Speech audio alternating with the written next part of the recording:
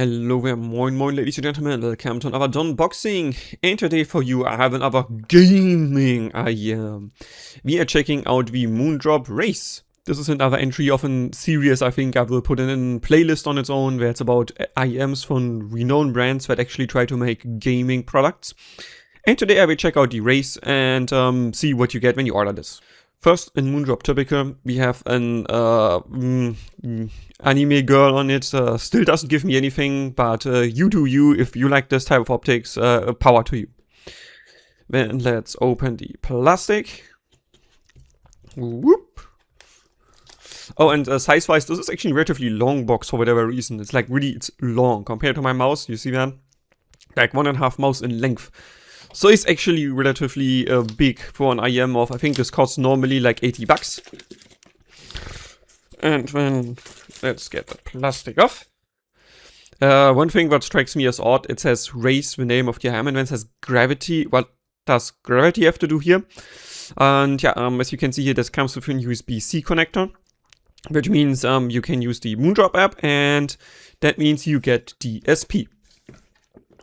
And then on the inside, this box actually does look relatively chic here. I like this minimalistic optics, and opening is super easy. And then on the inside we directly get the IM and then carrying case. Let's first quickly look at the carrying case. It's again one of those hockey pucks. Not the most sturdy, as you can see. I can squish the lid in. And let's open the zipper. That leaves this smooth to open. On the inside, thankfully, there's a net on top so you can store accessories and the cable. I think before we check out the IM, let's quickly look at the cable here. Whoop. Remove the Velcro. And try to get it smooth. So, first impressions, this actually is relatively smooth for an DSP cable. Usually those are a bit more flimsy. The connector here does look pretty bug standard. There's nothing special about it. I would have loved a bit more texture, a bit more size here, so this would be a bit easier grippable. Strain release here. It's hard plastic, this don't release any strain, that's not a good idea. And then the 4 cores here, the color being kind of this emerald green is cool, but the waving here is not the most dense and the most consistent, I would say, so definitively there is some improvement potential. Then the splitter follows the optic of the IM bag, and here for whatever reason it's rubber. As you can see here, it moves a bit. This should have been also at the bottom at the USB-C here, where literally this is hard plastic, like you can't just move this, like what? And then further on top we do have the 2 twisted cores that also seem to be relatively smooth here. And then there is an inline mic here with controls. This looks pretty bug standard. I've seen this also basically identical looking at some Rose Technics here. So I don't expect amazing results, but I will definitely check it out. And then on top, the ear hooks. Bending radius is relatively small and relatively strongly textured here. Rubberization was not the strongest, I would say, from springiness and yeah, also thickness wise. So, might not be amazingly comfortable, but probably okay.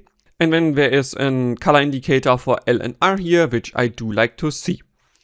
Then let's get the cable out, and next get the IM.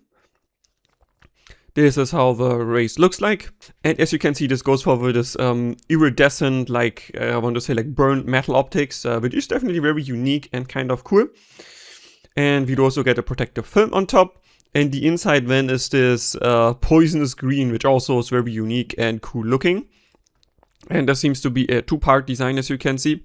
It's just the inside of the shell and then the metal faceplate here. And weight-wise, this is actually relatively heavy for an IM, which I guess would make sense considering it has a metal faceplate.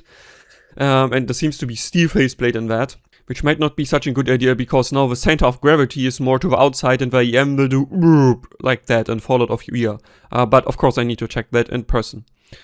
Also you can slightly see inside, which is pretty cool. And the front here has a relatively dense mesh inside with a tuning filter behind it as well. So yeah, it does actually look pretty cool, but let's see how it actually fits in the ear. And then let's quickly check out the accessories here. Okay, so that's it. You do get a USB A to C cable here, which I don't know why you wouldn't need that. I think most of the devices should support USB-C. And then we do get only one set of random ass silicon tips, so that definitely needs some improvement here. This is a very sparse accessory package as far as wearing is concerned. And the ear tip itself is also not amazing. It is relatively smooth overall, and also the cylinder in the middle is not the softest, so don't expect amazing things of the included silicone tips here. And now quick first impressions for the Moondrop Rays. So, with an other cable that does not have DSP, it actually sounds pretty good. It's slightly V-shaped, but very well balanced, and there's nothing much out here of the ordinary.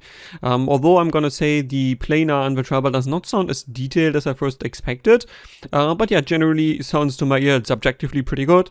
And objectively, you can also see this is pretty well tuned. With the DSP though, that's another story. For whatever reason, Moondrop decided to go for a not so great initial DSP setting. You need to actually change inside the app the tuning in order to make it actually sound decent.